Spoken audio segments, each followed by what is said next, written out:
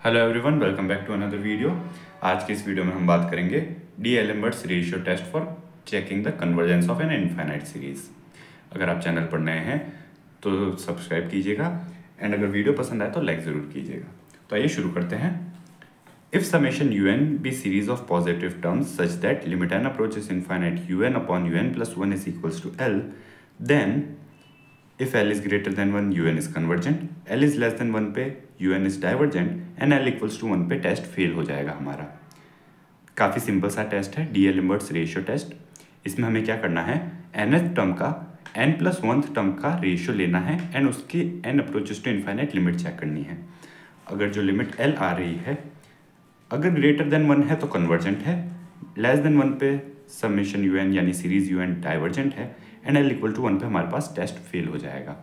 आइए इसका एक एग्जांपल लेते हैं, एग्जांपल की हेल्प से हम समझने की कोशिश करते हैं। तो हमारे पास जो सीरीज है वो कुछ इस तरीके से है। अब हमें सीरीज का nth टर्म लिखना है, तो आइए लिखते हैं सीरीज का nth term un is equals to. अब हम देख सकते हैं फर्स्ट टर्म के अंदर 1 स्क्वायर है डिनोमिनेटर में, यानी कि n to the power n+1 होगा हमारे पास। यहाँ पर 2 क्यूब होगा, sorry, n to the power n+1 वाला हमें यहाँ पे, बिकॉज 2 क्यूब है यानी 2 to the power 2+1, 3 to the power 4 है यानी 3 to the power 3+1, so n to the power n+1। Now numerator अगर हम देखें अब तो 2 इंटू एक्स है। 2 क्या है, n+1 है, बिकॉज 3 आ रहा है देन 4 आ रहा है, सो n+1, बट यहाँ पर 2 की पावर 1 है बट 3 की पावर स्क्वायर है, सो हम कह सकते हैं n+1 to the power n भी चल रहा है हमारे पास। सिमिलरली x की भी पावर्स कैसी चल रही हैं, x to the power n चल रही है हमारे पास। तो इस तरीके से हमारा जो nth टर्म है उसका एक्सप्रेशन अब हमारे पास तैयार हो चुका है। अब nth टर्म की हेल्प से हम इस सीरीज की कन्वर्जेंस या डाइवर्जेंस के बारे में प्रेडिक्ट कर सकते हैं। नाउ un अपॉन un+1 अगर हम फाइंड आउट करें तो हम इसे कैसे लिख सकते हैं, un है हमारा n+1 to the power n x to the power n upon n to the power n+1। Now अगर हम n+1 के लिए लिखें टर्म को तो मैं n+1 के लिए क्या मिलेगा, सबसे पहले हम डिनोमिनेटर लिखेंगे ऊपर, n+1 to the power n+1 था तो n+2 हो जाएगा, n+2 अपॉन न्यूमरेटर में क्या आएगा, जो कि इसका न्यूमरेटर था, बिकॉज हमने 1 अपॉन un+1 को रेसिप्रोकल करके लिख रहे हैं। So x to the power n+1 मिलेगा एक तो, and n+1 to the power n था तो n+2 to the power n+1 मिलेगा हमें। तो कुछ इस तरीके से हमारी जो nth टर्म का रेशियो है un अपॉन un+1 वो इस तरीके से हमारे पास तैयार हो जाएगा।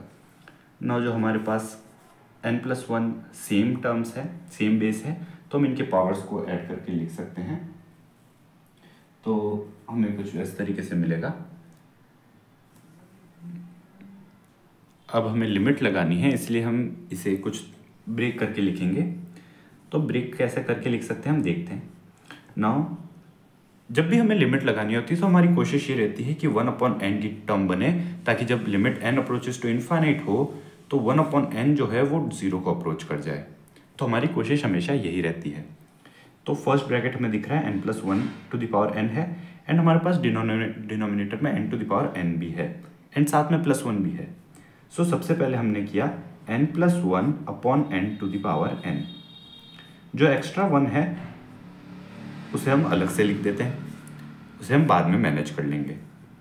नाउ हमारे पास यहाँ पर n+1 to the power n+2 है and then n+2 to the power n+1 है। इसे भी हम इसी तरीके से ब्रेक कर सकते हैं। हम इसे ब्रेक कर सकते हैं n+1 to the power n के अंदर एंड देन अपॉन n+1 के अंदर and then n+1 +1 to the power n+1।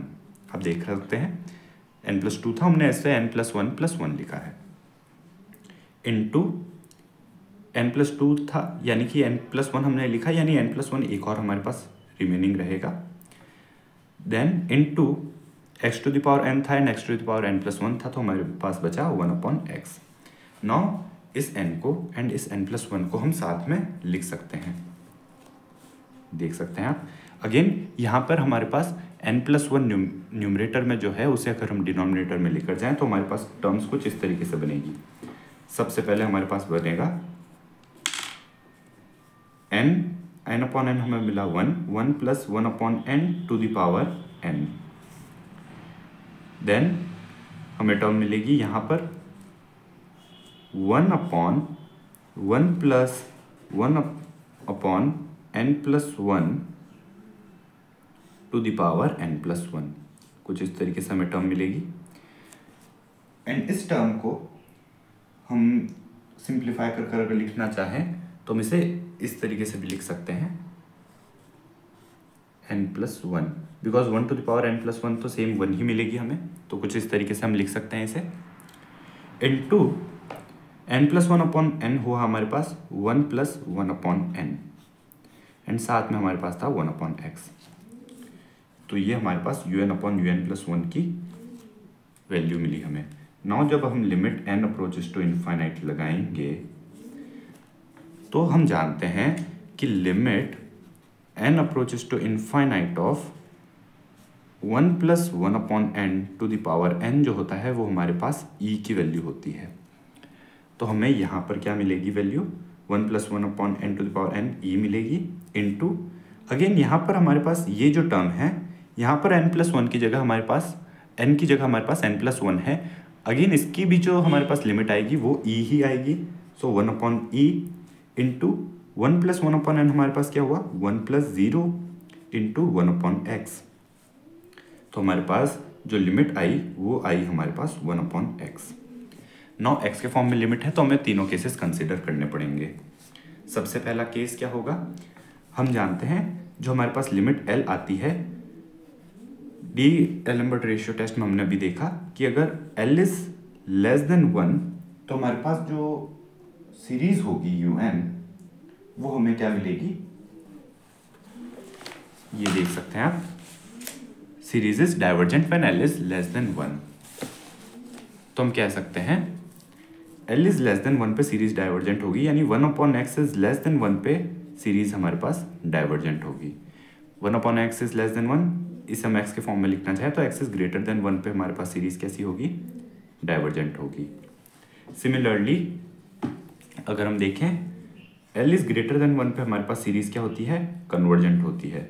l is greater then 1 का मतलब क्या हुआ 1/x इज ग्रेटर देन 1, यानी कि x इज लेस देन 1 पे हमारे पास सीरीज समेशन un जो है वो हमें मिलेगी कन्वर्जेंट।